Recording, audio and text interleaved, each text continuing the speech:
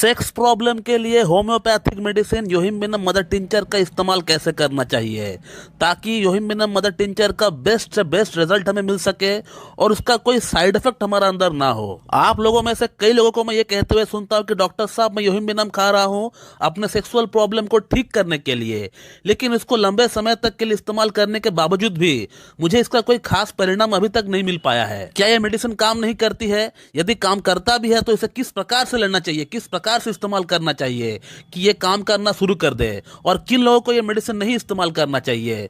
तो इन सारी सवालों का जवाब मैं आज इस वीडियो में आप लोगों को देने वाला हूं। तो सबसे पहले जानते हैं कि ये मेडिसिन असल में काम करता है या नहीं।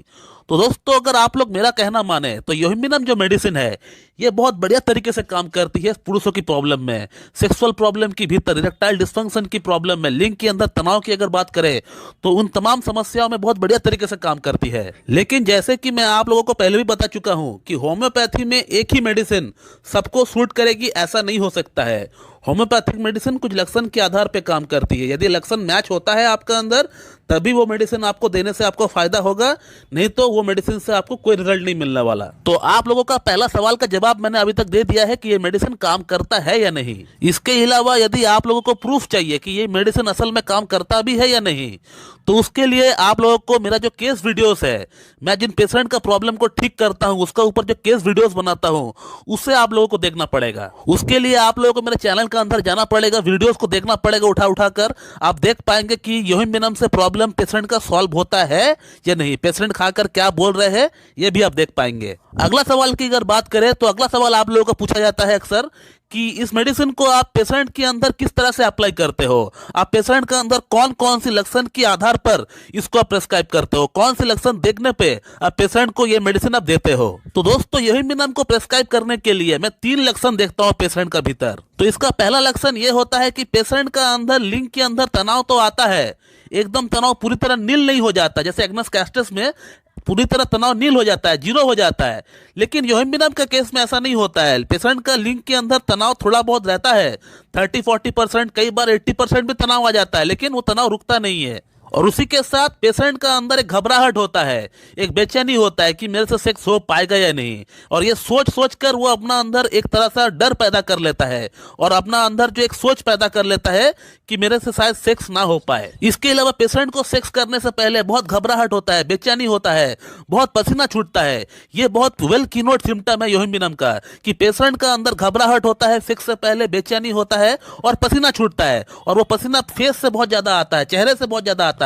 इस मेडिसिन का अगला सिम्टम जो पेशेंट का अंदर में देखता हूं, ये बहुत ही गोल्डन सिम्टम है इस मेडिसिन का। वो ये है कि पेशेंट से जब मैं केस टेकिंग करता हूं तब मैं प्रयास करता हूं ये जानने का उसको नींद किस प्रकार का आता है, उसका नींद में सपना आता है या नहीं। तो योहिम्बिनम का पेशेंट को सपना तो आता है, और वो सपना इस प्रकार का होता है कि वो सेक्स करने के लिए गए और फेल हो गए, उनका लिंग में उत्तेजना नहीं आई, उनका लिंग में कठोरता नहीं आई। अब सपना भी वो देखते हैं अपना पास्ट का, पास्ट में हो सकता है उनका कोई गर्लफ्रेंड रहा होगा, किसी के साथ वो उनका इंटीमेसी रहा होगा, तो सपना में वो ये देखता है कि वो सेक्स करने के लिए गए उनके साथ और वो फेल हो गए, लेकिन उस समय तो वो सेक्स ठीक से किए थे पास्ट में, लेकिन वो अब सपना में उनको ऐसा दिख रहा है कि वो सेक्स नहीं कर पा रहे उनके साथ।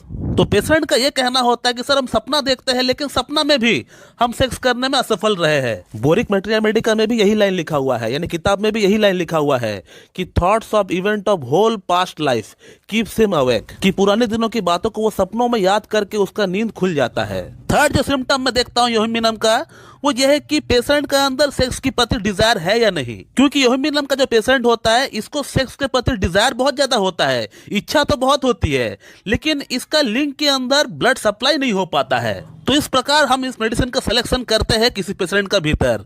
इसके अलावा इस मेडिसिन को हमेशा मदर टिंचर के फॉर्म में ही इस्तेमाल करना चाहिए, इसको 30-100 में इस्तेमाल नहीं करना चाहिए। तो इस मेडिसिन को आपको हमेशा मदर टिंचर के फॉर्म में आपको इस्तेमाल करना पड़ेगा। इसका 15-15 बूंद सुबह, दोपहर, शाम हाफ कप नॉर्मल पानी के साथ मिला के आपको पीना पड़ेगा। अब योहिम्बिनम मेडिसिन को इस्तेमाल करने के साथ साथ बीच बीच में इसका कॉम्प्लीमेंट्री जो मेडिसिन है इसको भी आपको इस्तेमाल करना पड़ेगा, तभी जाके आपका सेक्स प्रॉब्लम पूरी तरह ठीक हो पाएगी। और वो मेडिसिन है कैलाडियम। तो कैलाडियम को आपको 30 पोटेंसी में लेकर आना है, और इसका 2-2 बूंद आपको हफ्ते में एक बार लेना है। 2 बूंद 2 चम्मच नॉर्मल पानी के साथ मिला के आपको पीना पड़ेगा हफ्ते में एक बार, सुबह नाश्ते से आधा घंटा पहले। और यूहिम्बिनम को जैसे कि मैंने आपको बताया कि मदर टिंचर के फॉर्म में आपको हर दिन इस्तेमाल करना पड़ेगा, लगातार 2 महीना आपको इस्तेमाल करना है इसको। और कैलेडियम 30 को भी आपको साथ साथ में इस्तेमाल करना है, जैसे मैंने आपको बताया अभी। कैलेडियम यहाँ पे कैटलिस्ट का रोल प्ले करेगी, ये यूहिम्बिनम का काम करने का क्षमता को 3 गुना बढ़ा देगी। और अब बात करते हैं कि इस मेडिसिन को किन किन लोगों को इस्तेमाल नहीं करना चाहिए।